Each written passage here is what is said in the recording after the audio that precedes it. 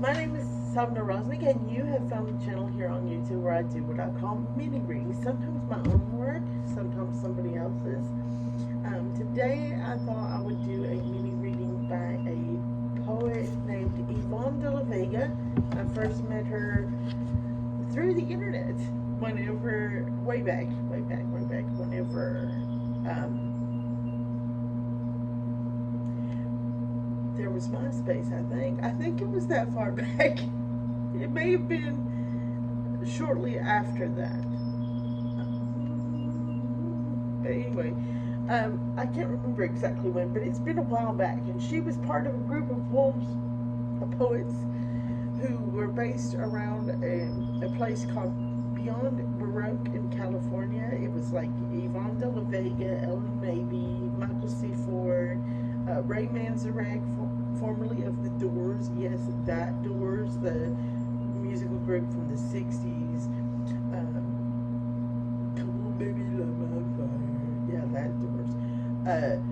And they, spoken word poets, they would, oh, my ring has made me green. Anyway, I hope you didn't see that on the video, but if you did, it's summertime, so it's warm, and sometimes my jewelry makes me green.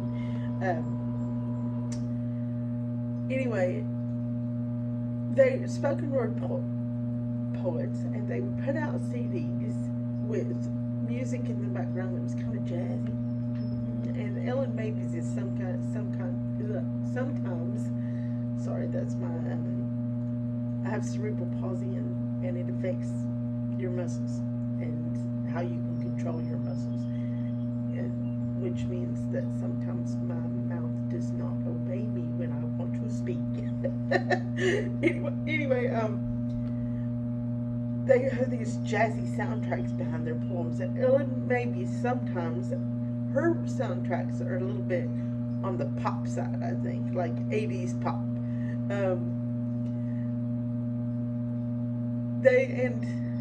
Anyway, so I got involved with them because I would write book reviews for them, right? And I just really enjoyed them. They were a lively bunch of people with really interesting background stories and things. And I recently, when I first started this channel in 2011, I was just reading my own poetry because I didn't want to violate any copyrights or anything. But then I decided, look, I decided never to monetize this channel, because then I was like, there's so much poetry out there, not just mine, and I want to share world poetry. I got to thinking about, and I'm not comparing myself to Reading Rainbow and LeVar Burton in any way. I'm not, because I'm, no. But I got to thinking about how beautiful the idea of Reading Rainbow was, and LeVar Burton and his podcast, LeVar Burton Reads, that he just wrapped up. He did LeVar Burton Reads for like 13 years. After they canceled Reading Rainbow on PBS, he did LeVar Burton Reads for 13 years, and he just wrapped it up this year. Was its last season. Because I guess PBS has decided they're going to start a free channel where they just show things like Mr. Rogers' Neighborhood and Reading Rainbow and things like that. For the stated purpose was so that adults would have comforting background noise, but as a late member of Gen X, it ain't going to be background noise, PBS. I'm going to get me my comfort tea and my blanket, and I'm going to sit myself down in front of that and be like, oh, my happy little inner child. Just like I did with LeVar Burton Reads. I would save up the podcast to listen to during the winter, and I'd curl up in my blanket and be like, oh. But anyway, I kind of had, that's where I kind of got the idea to bring poetry in from around the world on this, because I was like, that way I could share the joy of poetry from around the world. Now this, even though this channel has been here since 2011, I have only recently started uploading on a regular schedule because my health gets in the way, and I figured that out, how to do that, by filming videos in blocks, and that's why you'll see me wearing like the same clothes for several videos. It's because I filmed them all the same day and then released them over time. Okay, and that way I don't have to worry about my health interfering with the schedule. Although I got COVID a few months back and it still interfered with the schedule because COVID is a beast. But it makes it more regular than it was otherwise. But even though the channel has been here for so long and I've been doing this for so long, in no way am I saying that the channel represents all of the world. In no way am I saying that it represents all ethnic groups or all languages. No, there's just too much out there for me to be able to make that claim. But there is a lot of good poetry on here. And of course I read the English versions because that's the language I'm most comfortable in. And it is the common language of the internet. But if you find a poem on this channel that you really like and you are able to read it in its original text as the poet wrote it, by all means go back and do that. Go back and read the poet's whole oeuvre. Go back and read poems by other poets in that language or in that culture. Go back and that's what this is about. It is a place for you to just, it's like an introduction to world literature, I guess. It's a place for you to discover things and then go, oh, I'm going to do more research and learn more for myself. Because you have the word that in the US we use is Google, but we don't necessarily mean the company Google or Google search when we say Google. We just mean internet searching in general, but we use the word Google for that, okay? But we don't mean that you absolutely have to use the Google search, because we don't necessarily use the Google search. We just call it Googling. But you find something on this channel that you like and get on Google and find more. There are several resources. One of my favorites is called Poetry International Web. It's also like an introduction to world poetry. I set the goal way back in 2005 or something that I was going to read every poem on that site. I still haven't achieved that because they're constantly adding more poets and more countries. So, I mean, that's what this is for. That's what this site is. And this channel. And I realized, because I recently did another book review for Ellen Maybe on my blog, which is called A Muted Blue Star Muses. And there's a bunch of stuff on that blog. It's not just book reviews, but it's mostly book reviews. Excuse me, frog in my throat. But I recently did a new review for one of her books with PJ Swift, and it was like a collaboration. And it reminded me of that whole group of people, you know. And I thought, I don't think I've ever read one of Yvonne de la Vega's poems on this channel.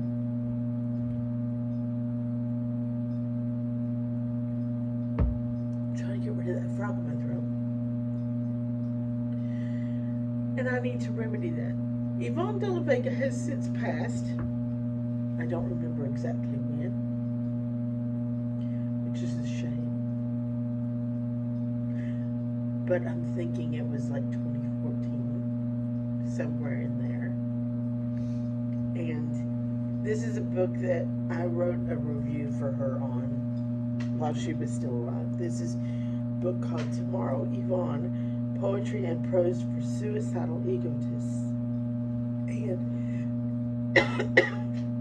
excuse me, I don't want to be like this the whole reading. Get yourself together, throat. It has a foreword by Ray Manzarek in it, but it used to be available on Amazon. It may still be, I don't know. I imagine that her daughter is probably her literary executor, because her daughter is also a poet, and there is a YouTube channel for Yvonne. Here, I found it. Yvonne de la Vega. Her daughter also has a YouTube channel. Bianca Smith, I think. So, I mean, if you're interested in either one of them, they're on YouTube. Like I said, I'm pretty sure this book probably still on YouTube. I mean, it's still on Amazon. And Yvonne has this really interesting story. I think, if I remember correctly, because it's been a while, and during COVID, I don't know, I'm using all these words that you're probably not allowed to say on YouTube, but I'm not monetized, so hopefully it'll be alright. But they have held my videos back from being seen, even though I'm not monetized for things before, and I just realized that I'm just popping these words up. But anyway, during that time period, I started having seizures, and I've never had seizures before, even though I do have a neurological condition, and seizures are not uncommon with my neurological disorder, but it is uncommon to go your whole life without having seizures and then suddenly begin to have them later in life, and I have done that. And so it's kind of baffled my doctors. It took me a while to convince them that I was even having them. Just recently, just in the last year, finally got some kind of a diagnosis, and now we're still working out treatment.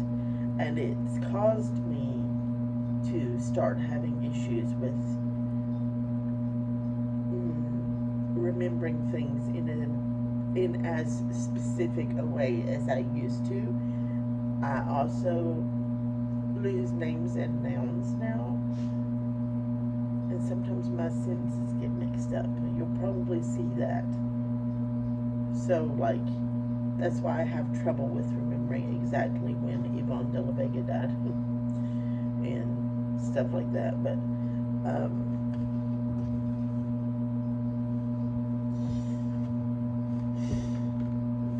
and sometimes I have to pause and get my sentence in order before it can come out my mouth now, which is not a problem I used to have.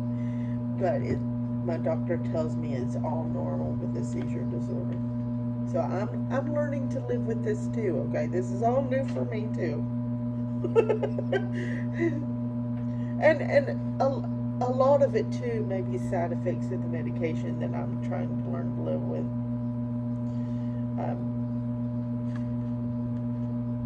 I wanted to read this poem of hers called Give Me the Sounds of the Canyon. Oh yeah, that's what I was going to see, and I do that too. I was going to tell you a little bit about her life as far as I remember it, because of the issues I just described. Seemed like